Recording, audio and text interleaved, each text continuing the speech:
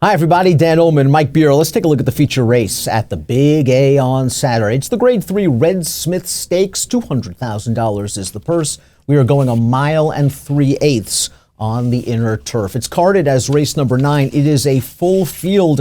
And if you think you could beat the number 7, Sadler's Joy, it's a pretty competitive race. Sadler's Joy, Mike, is the horse to beat. He's way the horse to beat. He's a legit Grade 1 quality turf horse going long.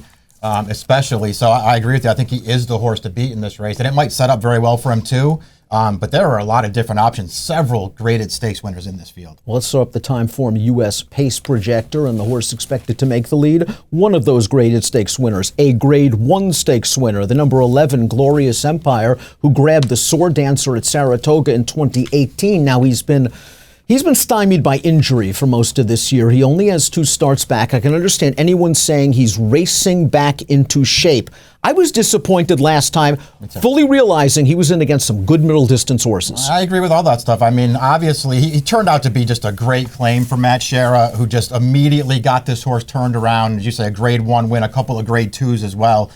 Just turned out to be a really nice horse. He's had trouble this year. I felt like when he came off the layoff, his first start back at Laurel was not bad. He did not run as well last time, though. Let's take this field in post-position order, beginning with the number 1, Tis a Slam. Let's keep the pace projector up, because Tis a Slam has won 3 out of his last 4 races. All 3 of those wins came in gate-to-wire fashion. As a matter of fact, his last 5 wins, all in graded stakes up at Woodbine, they've come in gate-to-wire fashion. One of those graded stakes at Churchill Downs. Is he now a need-the-lead type? Because early in his career, he could come from off the pace. Yeah. If you think he's a need-the-lead type, this pace projector is very disconcerting. It really is. I mean, we'll see if he can sit and still be as effective, because you're right, he was early in his career, but since they've stretched him out, and he's gotten very consistent since they've gone longer distances with him, but he just feels like a horse who really wants to be in front in the longer races, and he may not be able to get the leader. He's got a great post in this race. That's to his advantage. We'll see if he can pass horses, though. And in that race where the 3-race win streak was snapped, the Grade 1 Northern Dancer, he did not make the lead. Yeah. There was a horse that was on an absolute mission.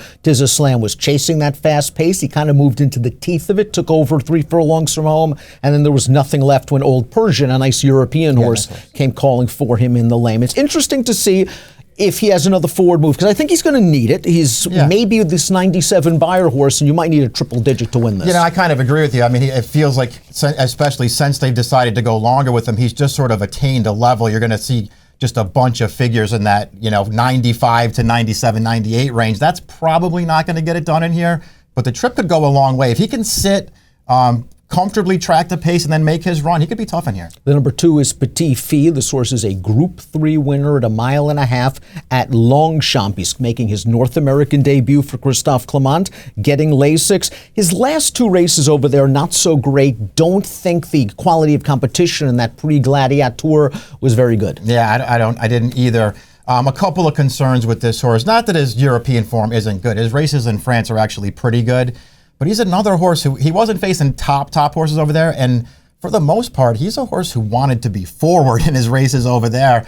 Obviously, the speed from his races in France isn't really going to translate to speed over here, but can he run his best race without being right up there on the pace? I don't know if he can, Dan, and he's not making the lead in here. You see horses lacking, Deep Closers, the number 3, Nakamura. He doesn't get a chicklet because he's going to be far back early. That's his running style. That red bar that indicates fast pace, it works to Nakamura's favor. He also needs a trip. I liked his Saratoga win 3 starts back. He made this big mid-move into the pocket, then he made another move on the outside, and he was much the best that day over a horse that came back to win. Now, in his last 2 starts, I don't think they were bad at all. No. I just don't think things worked out to his advantage. Not only does he need pace, he needs a trip. Yeah, he's going to need a trip. Maybe he'll get one in here, though. It feels like, if nothing else, the pace is really going to be there for him.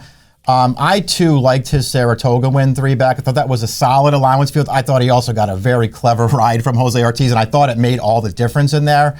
But his last 2 races have both been fine. I think he has to improve again. I'm not so sure that he can't do it.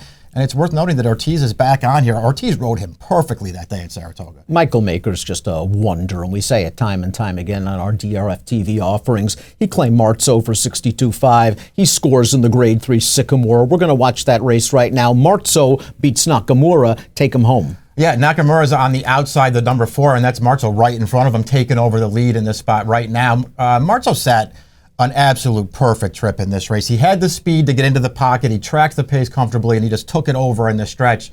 I like the way he finished it off, Dan. He was on his wrong lead briefly there in mid-stretch, but he changed it back. He never stopped running. He was obviously cut out to be a nice horse. They paid a ton of money for him.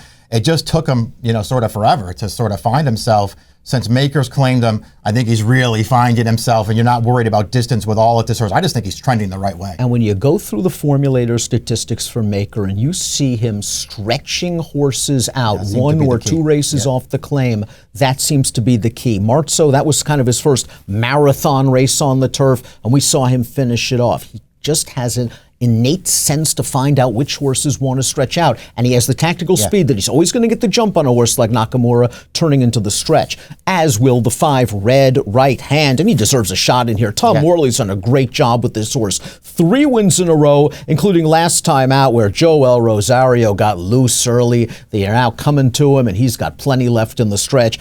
Big step up in class. Great claim for Morley. All he's been doing lately is stepping up in class, and he keeps showing up with good races, improving race by race. Here he got the right trip in this race, right on the lead. Now, obviously, he's not going to wire this field if he wins it, but he has shown in the past that he doesn't need the lead to be effective. Is he a graded stakes horse?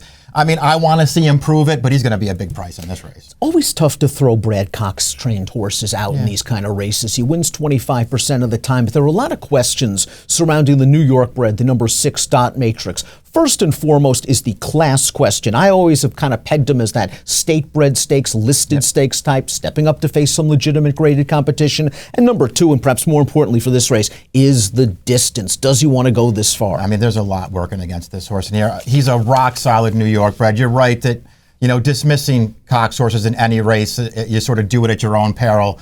I did sort of dismiss this horse. So I'm not sure if he's good enough. B, I'm not really sure that he wants to go this far. In his last race, let's face it, he was pretty disappointing last time. Here's the horse to beat, Sadler's Joy. He's got tons of triple-digit buyer speed figures on his page, including in his last 3 races. He's dropping out of a couple of grade 1s. And what I find remarkable is that he's come back as a 6-year-old with much improved tactical speed. We turn to the stretch of the Joe Hirsch Turf Classic. He's in between horses, Mike. He was in this race from the start. He battled hard all the way down to the wire. This was a big effort for Sadler's Joy.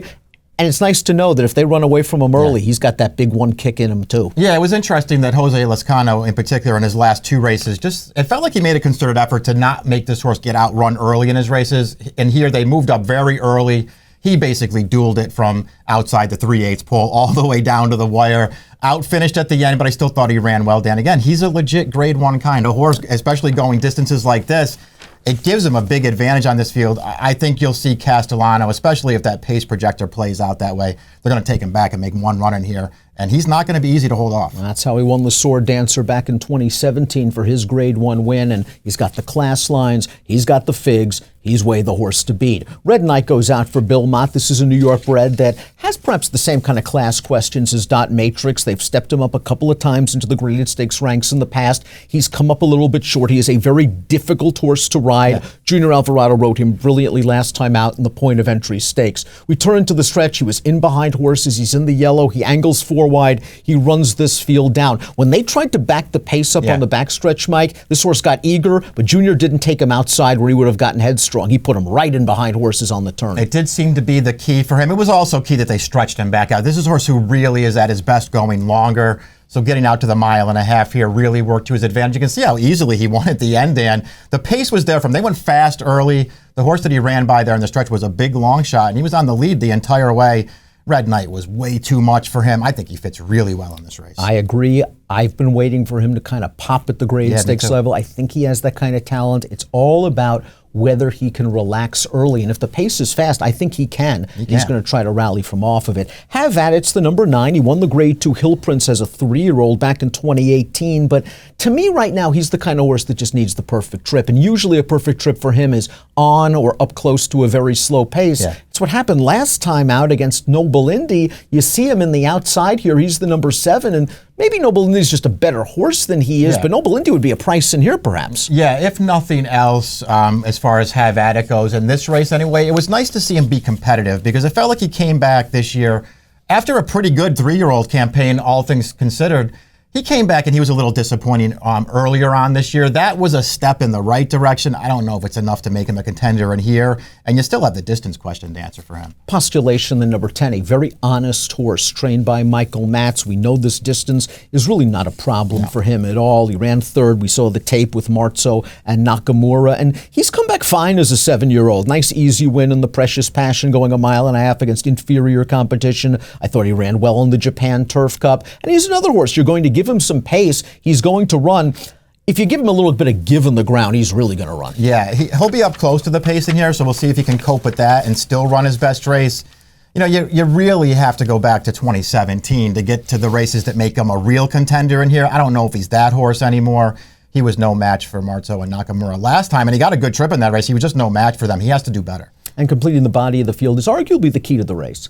Because if Glorious Empire can still run, I think he is going to make the lead from the other speeds in here. And maybe it's as simple as getting him back out to a distance of ground. In his 2 races this year, a mile and an eighth, perhaps he is peaking at the right time as he stretches out to that 11, 12, 13 furlong distance that he seems to excel at. Yeah, listen, I didn't take him lightly in this race. He didn't get a good post in here in a race with other speed. You know, maybe it's all just going to be too much for him. And listen, maybe he's just not as good as he once was. But I would, hold off on that opinion, at least for now. I didn't like his last race, but I actually felt like his race off the layoff was not a poor performance at all. So maybe he can still run, Dan. I think he's dangerous in here. Again, I didn't dismiss him lightly, but I didn't pick him. Let's take a look at who you did pick in this year's Grade 3 Red Smith. We'll agree that Sadler's Joy is the horse to beat. We both picked him second. We're both going to use him in any kind of multiple race wagers. You want the price with Maker and Marceau. Yeah, I do. I want to give this horse a chance to obviously step up his game one more time, but I really like his last 2 races since Maker's taken over, and he showed last time distance is no problem. And I just feel like he's the kind of horse who's going to fall into a trip in this race. So maybe he'll get a good one. He's a good price on the morning line. Sadler's Joy, I'm not against him, Dan. He is the kind of horse, though. I've always been a fan, as have you. He's the kind of horse I like in those graded stakes races when he's going off at prices and you can really try and make some hay with him. When he's going to be the favorite, I'm happy to take a shot against him. I had a lot of trouble with this race. I'm going to use my top 4 picks in the multis. Tis a Slam, I'm hoping can rate. This inside post position could be very valuable. I think he's going to break. He's going to let Glorious Empire go. It'll be interesting to see where the Morley horse is placed in the early portion of this race. But if he can relax in the pocket, maybe he can get the jump on these closers. And again, as you mentioned, he's been very consistent this year for Roger Attfield. It is a fun edition of the Grade 3 Red Smith. It is race number 9 at the Big A on Saturday, and it has an approximate post time of 3:47 Eastern. Good luck.